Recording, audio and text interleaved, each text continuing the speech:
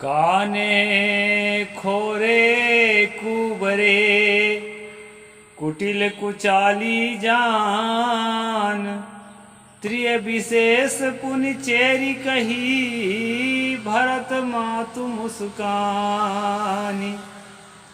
नमस्कार दोस्तों, मैं अविनाश दास ट्रेडिशनल कबीर यूट्यूब चैनल में आप सबका हार्दिक स्वागत करता हूं। साथियों, यदि चैनल को सब्सक्राइब नहीं किए हैं तो सब्सक्राइब जरूर करें, शेयर करके अपने सभी ग्रुपों में सभी साथियों के पास पहुंचाएं, बेल आइकन को प्रेस करें, ऑल नोटिफिकेशन ऑन रखें ताकि हर नया अपडेट आप तक पहुंच सके। लाइक और कमेंट जरूर करें। दोस्तों, मैंने रामचरितमानस की एक अयोध्या कांड की दोहा मैंने रखा है दोस्तों आपके सामने, उसका मैं अर्थ कर देता हूँ। फिर आज के जो प्रसंग है मनुस्मृति का, उस पर हम लोग चलेंगे। मंथरा को हंसी मजाक करते हुए, मुस्कुराते हुए माता कैकेयी ने कहा, ये रामचरितमानस की बात है, तुलसी दुबे का लिखा हुआ दोहा है। काने खोरे कुबरे, जो आंखों से काना है, जो लंगड़ा लूला है और जिसका पीठ में कुबर निकल गया है, इस तरह के जो विकलांग होते हैं वो बहुत ही कपटी और बहुत ही दुष्ट आचरण के कुचाली होते हैं, ऐसा रामचरितमानस का कहना है। और उनमें भी जो स्त्रियां होती हैं वो तो बहुत ही ज़्यादा दुष्ट और कपटी होती हैं। यदि वो स्त्री में से कोई नौकरानी हो गई ना, तब तो फिर कहना ही क्या। उससे बड़ा दुष्ट और उससे बड़ा दुराचारी, दुराचारणी और उससे बड़ा कपटी तो दुनिया में कोई है ही नहीं। ऐसा जो है माता कैकेयी मंथरा से कह रही है। दोस्तों, सच्चा लेखक हम उसको मानते हैं जिसके अंदर मानवीय संवेदना हो, और मानवीय संवेदना जिसके अंदर होती है वो दुखियों के प्रति, जरूरतमंदों के प्रति, विकलांगों के प्रति करुणा से विगलित हो जाता है, उसका दिल पिघल जाता है और उनकी भलाई सोचने लगता है, उसके भलाई करने के लिए आगे आने लगता है और जहाँ तक हो सकता है उसकी भलाई करता है। एक संक्षेप में एक महात्मा की मैं कहानी बता दूं दोस्तों। वो संत थे, कबीरपंथी संत थे। एक बिच्छू पानी में बहा जा रहा था और वो संत को मालूम है कि धरती में जीने वाला जीव पानी में नहीं जी सकता और पानी में जीने वाले जीव जैसे मछली धरती में नहीं जी सकता है। तो बिच्छू जो है धरती में जीने वाला, सूखे में जीने वाला थलचर जीव है। तो महात्मा सोचा इसको बाहर निकाल दिया जाए। तो महात्मा उसको पकड़ रहा था और बिच्छू जो है डंक मार रहा था। पास में खड़े खड़े कुछ नवयुवक हंसी हंस रहे थे, उसके मजाक कर रहे थे महात्मा के, संत जी के। तो महात्मा जी कहा, बेटा क्यों हंस रहे हो तुम लोग? तो वो शरारती लड़के बोले, तुम्हारी मूर्खता पर हंस रहे हैं। तो कहे, भाई क्या मूर्खता है, बताओ तो जरा। तो वो शरारती लड़के बोले कि जो आपको बार बार डंक मारता है उसको बार बार पकड़ने की कोशिश करते हैं, मूर्खता नहीं है तो क्या है? तो संत जी ने कहा कि देखो बेटा, जिसका जो स्वभाव होता है, जिस स्वभाव में जो प्राणी ढल चुका होता है वो वैसा ही करता है। हमारा स्वभाव दया का है, करुणा का है, स्वयं कष्ट झेलते हुए किसी की मदद करना, किसी को दुखों से बचाना, दुखों से मुक्त करना, ये हमारा स्वभाव है। और बिच्छू बेचारा अज्ञान है, उसको समझ नहीं है, वो नहीं समझ पा रहा है कि कोई मेरा भलाई कर रहा है। वो तो यही समझता है कि मुझे खाने के लिए पकड़ रहा है, वो अनजान में डंक मारता है। तो साथियों, जो करुणाशील होता है वो नुकसानकारी प्राणियों के प्रति भी करुणा विगलित हो जाता है। संत सांप तक को नहीं मारते हैं, शेर को नहीं मारते, किसी को नहीं मारते, किसी की हत्या नहीं करते, और जो है दीन दुखी को देख करके पिघल जाते हैं दोस्तों। उनके झोली में जो भी होता है उसी से मदद करने के लिए आगे आ जाते हैं। कहा जाता है कि तुलसी गोसाई भी एक संत था और बहुत बढ़िया संत था। संत हृदय नवनीत समाना लिखता भी था, लेकिन पता नहीं वह नवनीत समाना को भूल करके फिर क्या लिख बैठा। कई कि मुख से काप कहवा बैठा, विकलांगों के प्रति इतनी घृणा, इतनी घृणा। ये अगर धर्म का अंग है तो अधर्म क्या है दोस्तों, इस पर सोचना पड़ेगा। वाल्मीकि कोई दूध का धोया नहीं था। इस प्रसंग में लिखा है कुब्जा वक्राह परम पापिका।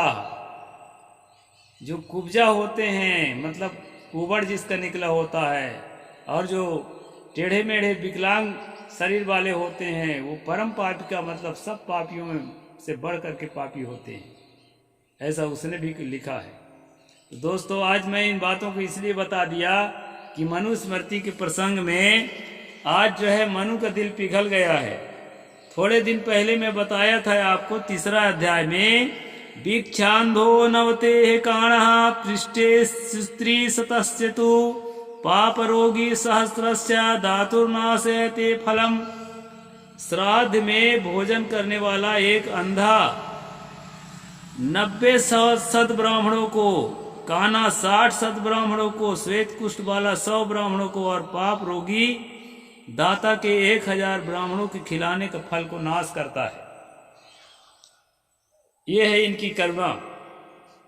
मनु ने कहा कि अगर जो है श्राद्ध का भोजन करा रहे हो उसमें अंधा आदमी आ जाए तो 90 अच्छे ब्राह्मणों को खिलाया गया जो पुण्य मिलने वाला था यजमान को, वो पुण्य नहीं मिलेगा। और अगर काना आदमी आ गया तो 60 ब्राह्मणों को खिलाया हुआ पुण्य जो है नष्ट हो जाएगा।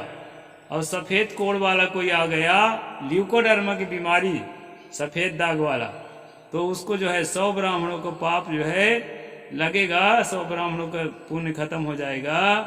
इस प्रकार से जो है पाप रोगी को दाता खिलाएगा तो 1000 ब्राह्मणों को खिलाने का फल नाश हो जाएगा। और दोस्तों मैं कई बार बता चुका हूँ, कई श्लोक इसमें आ भी चुके हैं जिसमें विकलांगों की निंदा की गई है इसी मनुस्मृति के अंदर।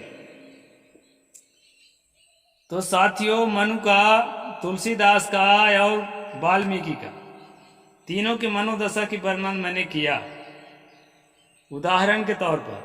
आज का ये प्रसंग नहीं है, आज आगे दूसरे प्रसंग पर है, लेकिन थोड़ा सा ये प्रसंग भी आएगा इसलिए मैं अवगत करा देता हूँ पिछला प्रसंग खोल करके।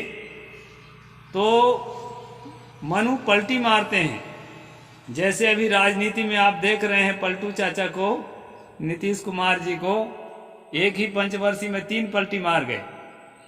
तो ऐसे मनु भी पलटू चाचा हैं और कहीं कहीं पर बड़े दया करुणा की बात भी लिखने लगते हैं। तो 2 तरह की बात जो है मनुस्मृति में आपको मिलेगी। इसीलिए दोस्तों जो बदमाश लोग हैं वो सीधे साधे लोगों को फंसाने में कामयाब हो जाते हैं। हमारे जो बहुजन के सीधे साधे लोग हैं उनको जब ऐसी बातों को, ऐसे श्लोक को हवाला देकर के बताते हैं मनु की अच्छाई नारी के लिए, जैसे यत्र नार्यस्तु पूज्यन्तो रमन्ते तत्र देवता, एक लाइन है पूरी किताब के अंदर, वो भी जो है सगाई के बारे में लिखा है, कोई ऐसे पूजा सम्मान नहीं है। तो जो सगाई करते हैं उस दिन के बारे में। तो दोस्तों लोगों को फंसाने की बड़े कला है कलाबाजों के पास। तो आज हम देखेंगे कि ऐसे मैं श्लोक आपको दिखाऊंगा जिसमें विकलांगों पर दया करते हुए, उनके पर प्रेम दिखाते हुए मनु नजर आएंगे। तो इस तरह से 2 तरह के चेहरा मनु के दिखाई पड़ते हैं दोस्तों। अब इसमें से कौन चेहरा मनु का है, कौन चेहरा एंटी मनु का है, ये आप लोग जाने। तो चलते हैं आज के प्रसंग पर। कल हमने देखा था कि यदि यजमान योग ऋत्विज को और त्याग देता है, ऋत्विज का मतलब पुरोहित, और जो है अच्छे आदमी को, यजमान को अगर पुरोहित त्याग देता है तो दोनों को 100-100 रुपये का जुर्माना राजा द्वारा लेना चाहिए। एक बात ये पढ़े थे दोस्तों, और दूसरी ये बात पढ़े थे, राजा को चाहिए कि वो ब्राह्मणों की पूजा करना, अर्चना पूजना करके इसके बाद ही कोई काम शुरू करे, इत्यादि बात हम कल पढ़े थे। और आज जो है ना उसी क्रम को आगे बढ़ाते हैं और कहाँ तक पहुँचते हैं दोस्तों, वो आप के सामने है। यहाँ है प्रतिवेश्यानुवेश्यो च कल्याणे विंशतिर्द्विजे अर्हाव भोजन प्रो दंडमर्हति मासकम। 392 नंबर श्लोक 8वां अध्याय मनुस्मृति। किसी शुभ कार्य में 20 ब्राह्मणों को खिलाना हो और उससे योग प्रतिवेश्य, प्रतिवेश्य का मतलब होता है पड़ोसी, और अनुवेश, अनुवेश का मतलब होता है पड़ोसी के घर के उस पार वाला पड़ोसी। प्रतिवेश और अनुवेश को भोजन न कराकर अन्य ब्राह्मणों को खिलाने वाले ब्राह्मण को 1 मासा चांदी दंड देना चाहिए। ये अच्छी बात है, दंड लेना ना लेना तो अलग बात है, लेकिन ये अच्छी बात है कि पड़ोसियों को भोजन कराना चाहिए। मैं इस बात का समर्थन करता हूँ।